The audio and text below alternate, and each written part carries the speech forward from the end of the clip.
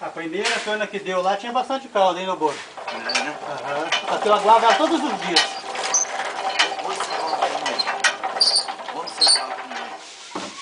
E eu não morria. Chupava direto. Fazer exercício no maxilar.